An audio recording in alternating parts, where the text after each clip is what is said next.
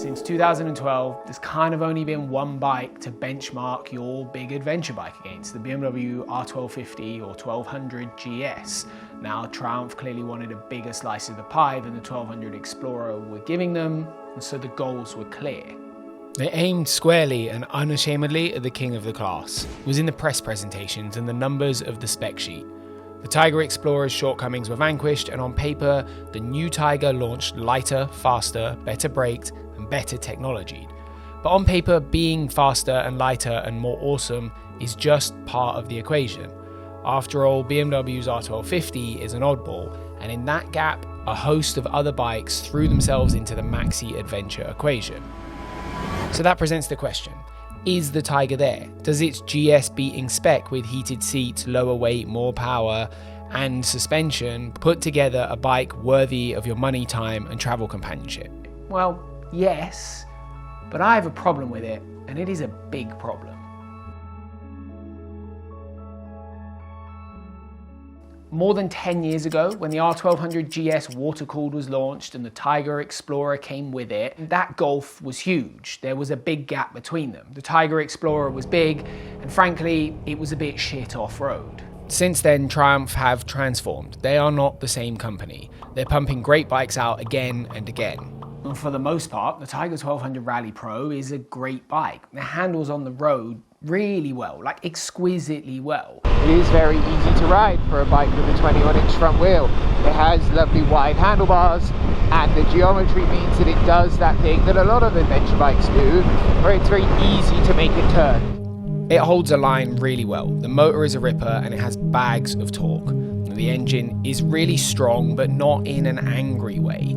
It's torquey, really gear agnostic, and it doesn't stuff too much engine braking into the mix. Now on the Dunlop tyres, I feel really confident in how it handles, and I did from minute one.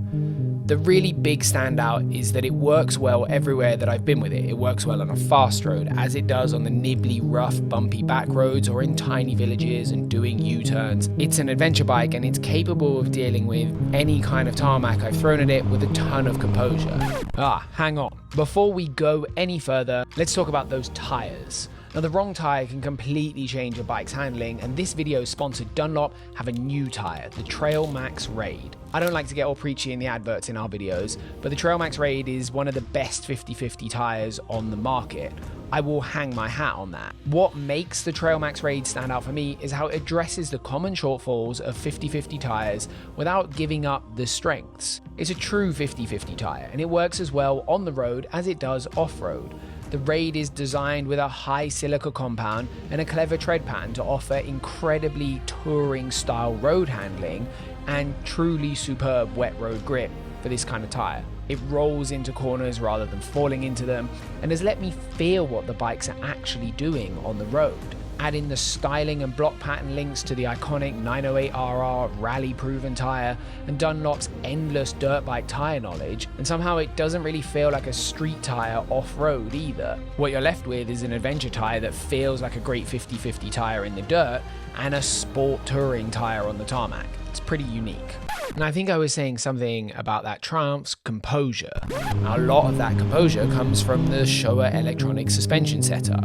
It is soft and plush, and it takes a lot of the chop and the road imperfections out of the ride. In the past, I have criticised bikes that have had overly plush, comfortable rides in favour of negative handling characteristics. But the Triumph doesn't really seem to lose much rideability because of this. Sure, it is soft when you brake hard, but it's not sitting up in corners, getting sketchy, or feeling unwieldy to ride. It still turns very well, and that level of comfort that the electronic suspension provides is incredibly pleasant over long days on the bike.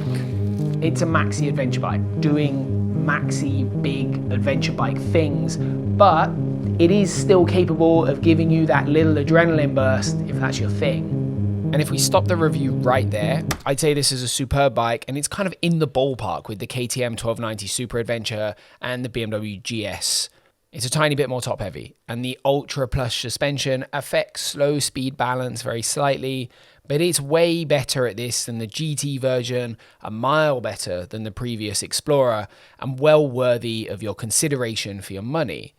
Triumph have hit their lofty targets, even if it's more like a house cat than a tiger. I'm sorry, that is a terrible joke, but, someone's got to put these in the script. We're not stopping it there because it's an adventure bike, and adventure, at least to me, means away from the cities and the sweeping roads and the pavement and into the backcountry a little bit more to explore, and that is kind of the Tiger's Achilles heel. The press images of the Tiger feature power slides and wheelies and jumps, but I really think this is a case of very good riders being very good riders. A good chunk of what works off-road is underpinned by the superbly comfortable riding position. For me, it is just about perfect. It's upright, comfy, but not too upright. If you're in a good position off-road, you can do a lot of stuff. I also enjoy the engine off-road too. As you'd expect, it's not short power, and being playful, popping a little wheelie over holes or bumps, or the occasional slide isn't unachievable. And with time and practice, I reckon you could get pretty damn comfy on it. However, it does have some fueling quirks, but on the whole, it is decently good. On top of that, this is quite important to me, clutch has very good feel. The throw is quite long, the feeling is direct without being grabby, and that kind of adds to the package of it feeling, I think, pretty capable. The chassis and the responsiveness of the bike off-road is okay, but it does start to lose its way a little bit here. Ultimately, you can't escape that this is a pretty big bike, but that is not strictly the limit here. The limit really is that I feel like a lot of my inputs are masked by the suspension setup, and that does have the biggest impact on the responsiveness of the bike and how much you can feel what the tyres are doing. Quick direction changes or trying to use the suspension to preload or move the bike around comes with quite a limited impact. The same goes for riding anything rutty. It's not my favourite setup choice, but it's not the worst I've ever ridden either. That same feeling goes for riding anything with ruts. It's a bit of a rut, but... For me, it's not my favourite setup choice, but actually it isn't the worst I've ever ridden in this respect. I increased the damping stiffness as far as the electronic suspension would allow, and it's still really soft, but like on the road, it isn't strictly negative. It's just a comfy as hell kind of setup, and I think it would be a really good bike for crushing miles on more open terrain and feeling comfortable. Again, it's kind of doing those maxi adventure bike things rather than being a little bit more sporty. Look, I prefer the way a GS or a KTM 1290 feels and responds. I like an adventure bike to still have a tiny bit of stiffness and response and pop and hop, rather than have it be quite comfortable and soak everything up and almost like a little bit sluggish. However, that is kind of down to what you prefer in your adventure bike and what you want as your kind of primary goal from the suspension. It's very personal. To help balance on and off-road performance, Triumph have used the electronic suspension and pre-programmed different geometry into the Tiger. Mountain Bike World has been changing geo to fit different uses for years, and that's culminated in on-the-fly geometry changes like the Canyon Strive. It's a really cool idea. 2 handling profiles, 1 bike. Triumph do this by reducing the preload on the rear shock so it sits lower, but I think this kind of comes with a problem. A fast dirt road with small holes? Lovely. A technical slow trail with small bumps? No drama. But if we go the other way, I hate it. Suspension is a difficult thing when it comes to adventure bikes because you're asking a lot.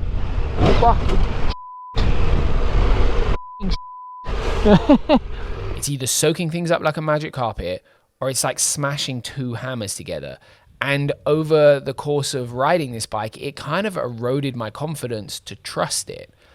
I felt I always had to ride carefully.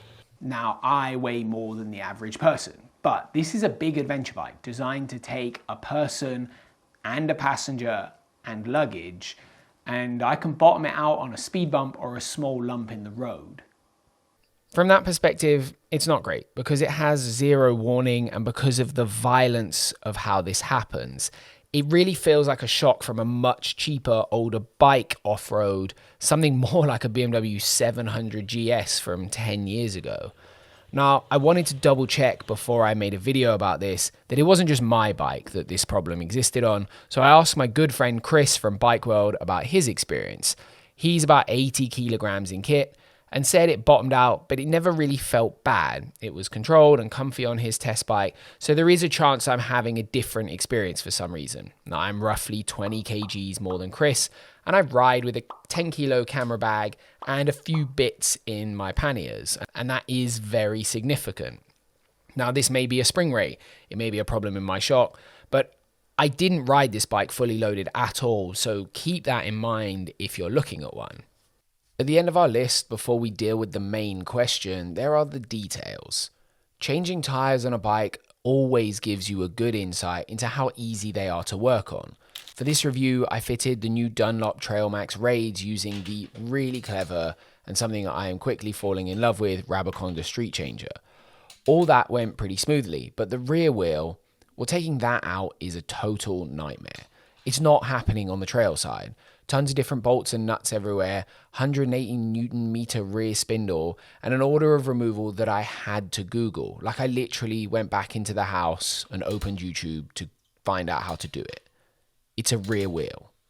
Now outside of that, the Tiger is well thought out. The quick adjust rear brake pedal is okay, the foot pegs are decent, and literally everything else is as you'd expect of a bike in this price range. And that brings us to our question. I finished this test in quite a strange place because I actually have a lot of love for this Triumph. I think it's a really incredibly nice bike to ride. It performs very well in certain situations and the whole experience is really high class. The Magura Brembo brakes and clutch are superb. The tech and the experience of riding the Tiger feels luxury, premium, and really worthy of a decent price tag. Now, there aren't many things about this bike that feel slept on, other than being slightly tall for average-heighted humans. Depending on your expected use case with this bike, I can hand on heart say that this is a bike that you should be considering. But if your use case is any serious off-road, that rear shock is a potential red flag, and it's something that if it were my bike, I would probably look at replacing or changing out. And that's fine, but the problem is kind of twofold. This is an £18,000 motorcycle, and with the new 1300 GS getting lighter, bigger, and more exciting, there's every chance that gap is about to get wider.